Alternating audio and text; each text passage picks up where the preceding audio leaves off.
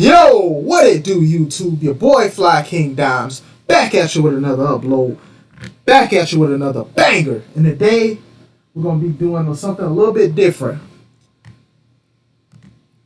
You see it, tier list, making a tier list of the best shooting badges in NBA 2K20. We ranking them from S tier to F tier. I know it just stops at D, but you see this bottom bank where the badges are at right now. If the badge is F tier, I'm gonna leave it down there. We're gonna start we're gonna start in the order that they're displayed. First badge, catch and shoot. It's an obvious must have if you're a spot up. But the reason I give it B tier is because as a guard, as a point guard, you don't really need catch and shoot because you're the one really working the ball, you know. So I feel like it's a badge as a spot up you must have, yes, but it just doesn't belong higher than B tier if you ask me. It wouldn't belong. Clutch shooter, if you have the badge upgrades, it's a very useful badge.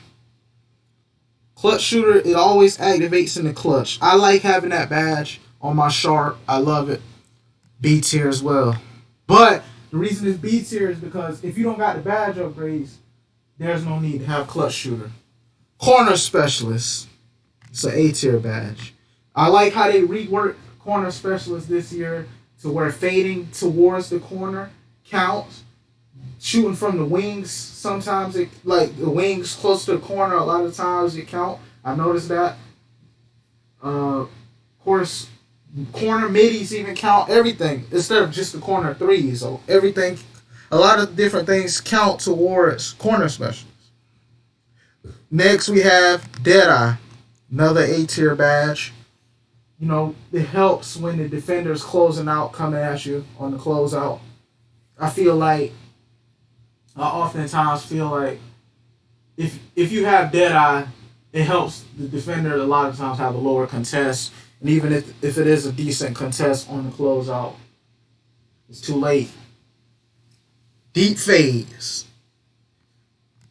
Y'all might roast me. I feel like the badge is very overrated. I feel like the badge, it works, but it's not as overpowered as what people make out to be. I just think the phase in general is the problem. It's what's OP. The badge, because the further you out when you try to take a post fade, the more chance of it being a brick.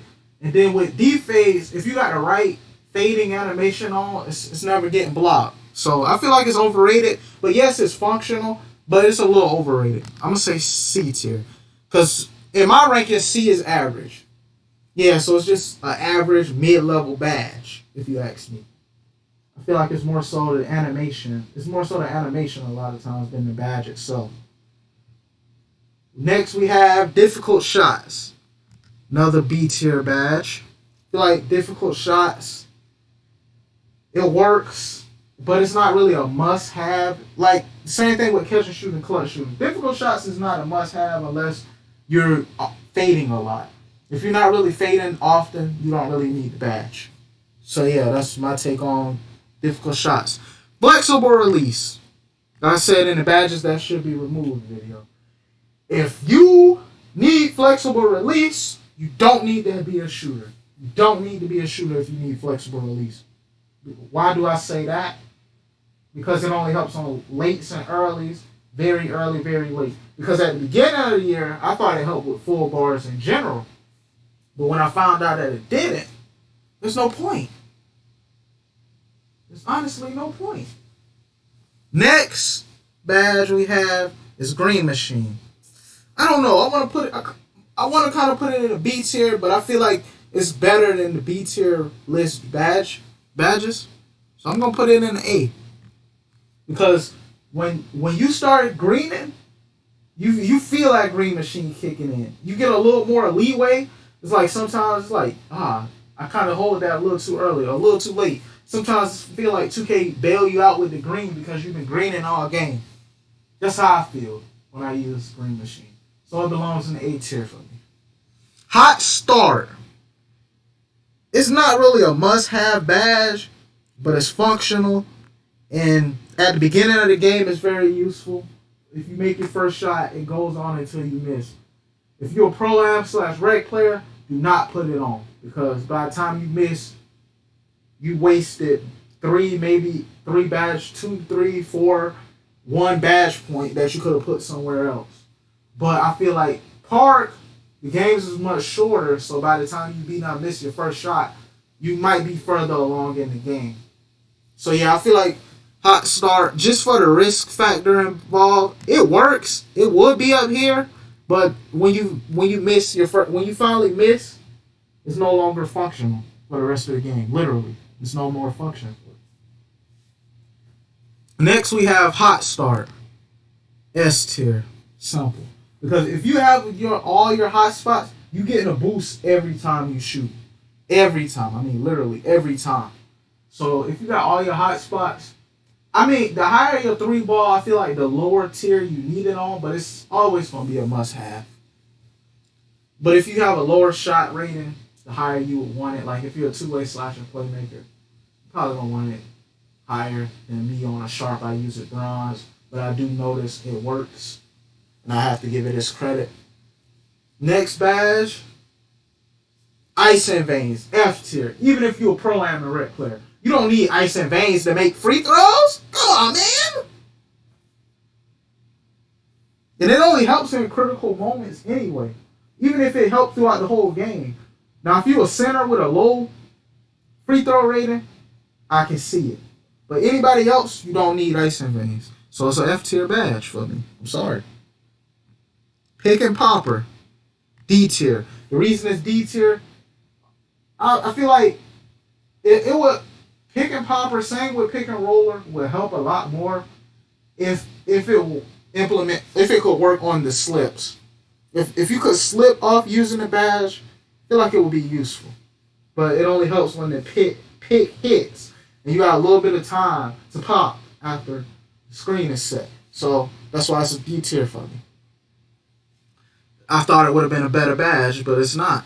Pump Fake Maestro, F tier. Next, Quick Draw. As much as I don't like it, obviously it belongs in S tier because some people don't consider it a badge when they ranking badges, but it determines the speed of your jump shot. Rather from bronze, it's a badge that everybody must have. Range Extender, another S tier badge, because Range Extender, it helps even when you close up. You're not always pulling for hash with Limitless, but you can pull from hash if you have it on Hall of Fame. So yeah, I must give it its credit. Slippery Off Ball. I thought this badge would have been a little bit better than what it was this year.